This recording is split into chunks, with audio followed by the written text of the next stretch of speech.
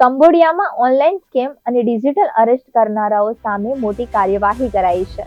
ભારતના ગૃહ મંત્રાલય, વિદેશ મંત્રાલય અને ઇન્ડિયન સાયબર ક્રાઇમ કોર્ડિનેશન સેન્ટરની અપીલ પર કંબોડિયા સરકારે છેલ્લા 15 દિવસમાં દેશભરમાં દરોડા પાડ્યા હતા. 105 ભારતીય સહિત 3075 લોકોની ધરપકડ કરી છે.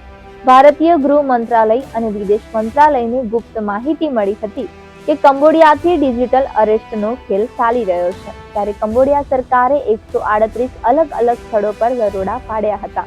આ દરમિયાન ધરપકડ કરાયેલા લોકોમાંથી 606 મહિલાઓ છે, જેમાં 1028 ચીની, 693 વિયેતનામી, 366 ઇન્ડોનેશિયન, 101 બાંગ્લાદેશી, 82 થાઈ, 57 કોરિયન, 81 પાકિસ્તાની, 13 નેપાળી અને 4 મલેશિયન નાગરિકોનો સમાવેશ થાય છે. આ ઉપરાંત ફિલિપાઇન્સ, નાઇજીરિયા, મ્યાનમાર, રશિયા અને યુગાન્ડા જેવા અન્ય દેશોના લોકોની પણ ધરપકડ કરાઈ છે. આ કાર્યવાહી દરમિયાન મોટી સંખ્યામાં computer, laptop, mobile phone, drugs, હથિયારો, ગોળીઓ અને ચીની ભારતીય પોલીસના નકલી ગણવેશ ડ્રગ્સ પ્રોસેસિંગ મશીનો મળી આવ્યા છે.